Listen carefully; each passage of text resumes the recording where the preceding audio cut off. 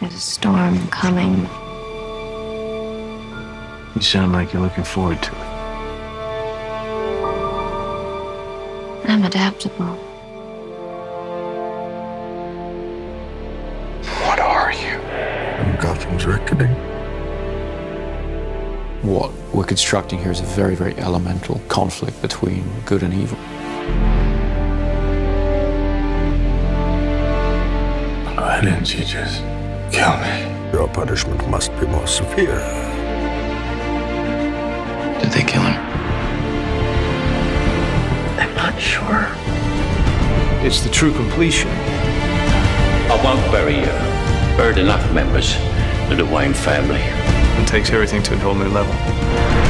We were in this together. And then you were gone. It's a multi-layered story with massive amounts of action. The Batman has to come back.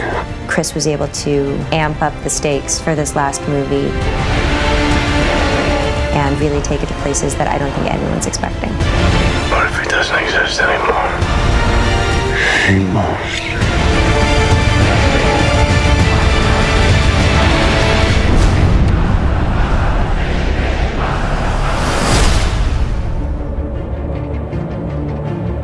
At the beginning of The Dark Knight Rises, we find a Bruce Wayne who's been damaged by his experiences as Batman. You are as precious to me as you were to your own mother and father.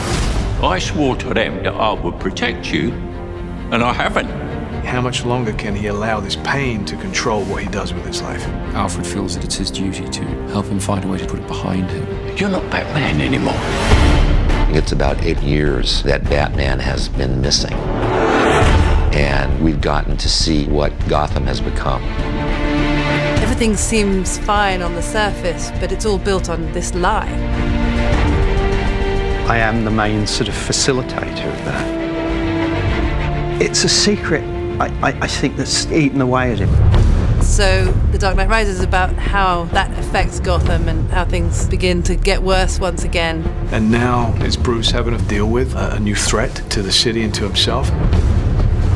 The choice has to be made. Is Batman going to return? It's the true test of a hero. Confronted with their darkest fears, being taken all the way to the edge. How do they come back? Do you think he's coming back? I don't know. In The Dark Knight Rises, we have an incredible ensemble that we've put together. I remember seeing Christian in the makeup chair. There was a 3-year-old in me that was like, that's Batman. It never stops giving me goosebumps. Standing in the suit, where you walk down the steps and everyone just stops. I really wanted to see Batman meet his match. There's a new kid in town. This is the first time that Batman has come across anybody who is superior physically. Mr. Wayne. Bane's not ready to be reasoned with. When Gotham is ashes, you have my permission to die. Some people want to watch the world burn, or Bane's come to pull the pin on the grenade. Tom Hardy is an extraordinary actor. What Tom is able to do just with his expressions and his eyes, it's terrifying. Through the course of The Dark Knight Rises, we'll uncover more about what drives Bane, where he comes from, what he wants. Let the games begin. And none of it's good news. You've made some mistakes, Miss Kyle. Girls gotta eat. Selina Kyle has her own code of ethics, which sometimes involves doing things that other people might consider questionable. We have to have a way of grounding the character, realizing that Catwoman could just be this con woman, this grifter, this classic movie femme fatale, really. It's a brazen costume for a cat burglar. Yeah? Who are you pretending to be? I think Anne understood right from the first that she was going to have to do almost everything in the film herself. She has to be that character. She took it on in the most extraordinary way. The most important thing is to fit into Chris's Gotham City. My Catwoman has to be Chris Nolan's Catwoman. Don't be shy. When you cleaned up the streets, you cleaned them good. Pretty soon we'll be chasing down overdue library books. My character, John Blake, is a proud police officer. And in the midst of, I think, a lot of cynicism, he remains really idealistic and someone who really believes in what he does. We have a new character played by Marion Cotillard, Miranda Tate, a member of the Wayne Enterprises board, and she's trying to pull him out of his shell and get him back into the world. Don't worry, Master Wayne. Takes a little time to get back in the swing of things. Alfred, as played by Michael Caine, has always been the emotional heart of these movies. You know what Alfred is?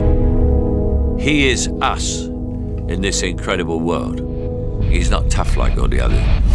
These conversations used to end with an unusual request. I'm retired. I would say Lucius is the brains. Yes, Mr. Wayne, it does come in black. But he also has grown to have a great fondness for Bruce. Lucius and Alfred. Between the two of them, we try to keep his moral compass pointed in the right direction. And Commissioner Gordon, to some extent, has been left on his own running the police in Gotham. Jim Gordon really is the conscience of Batman, isn't he? What's great with Batman's allies is that they really bring interesting questions that Bruce has to answer in his life.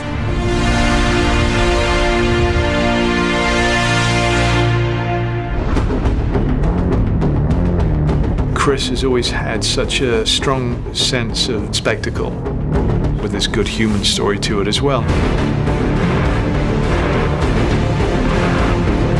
He turns those big action movies into something very intimate and emotional.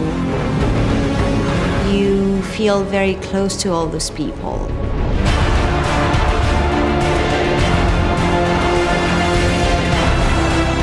Every movie that Chris has made on the Dark Knight trilogy, he's been able to keep to great filmmaking in terms of the great characters and the great character arcs. He creates whole worlds that you really can get lost in.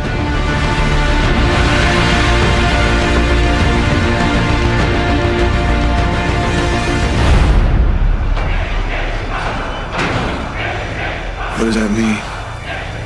Rise.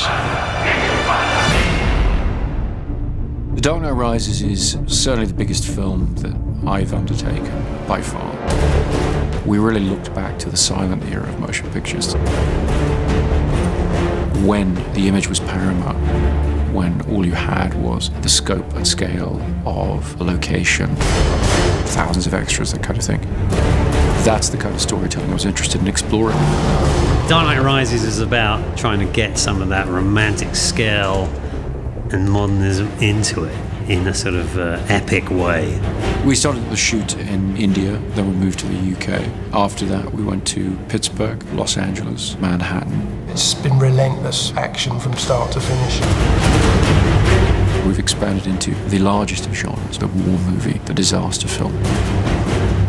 They add scale, raising the stakes from a place where they were already extremely heightened. We do get a great kick out of doing this action work.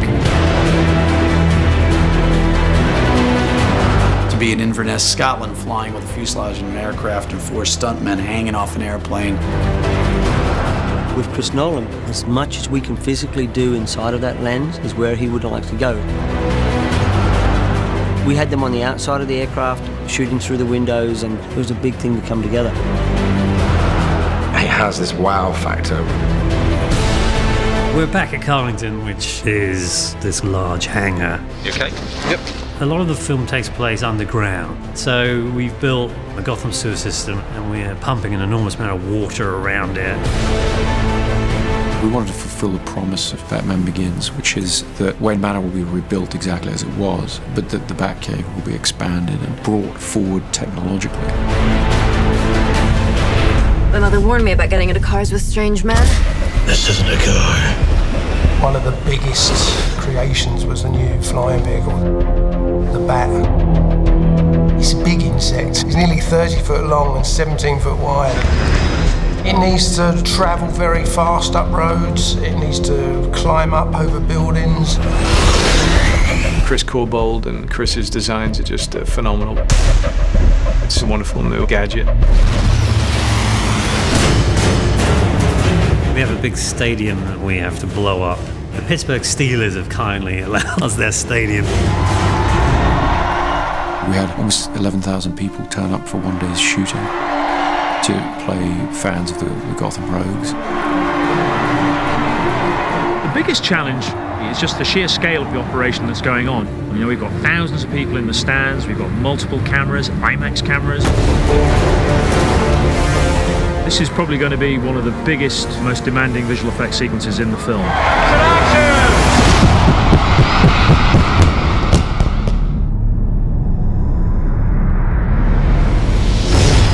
We needed to up the scale of the city, and there's only one place that you can do that, and that's New York. In the Wall Street sequence, there's a big battle between the police and all the mercenaries. They've got something like 1,200 extras.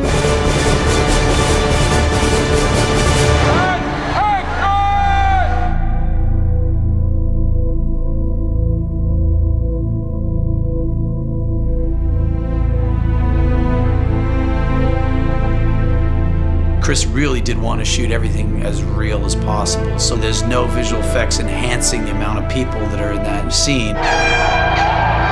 This was 8 months of preparation has gone into what you see here, working with the city, with the departments in order to control this set.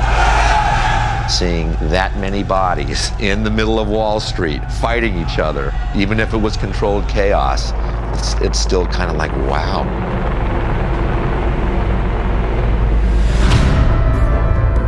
People of Gotham, we have not abandoned you. What does that mean? It means we're on our own. This is certainly the biggest movie that I've ever worked on. But then emotionally, it feels like something that a lot of people can tap into. It's wonderful. It kind of brings things full circle. You see only one end to your journey. Sometimes a man rises from the darkness. Every great story deserves a great ending, and we've really tried to be true to that. The Dark Knight Rises is our attempt to give that great story its great ending. We will destroy Gotham.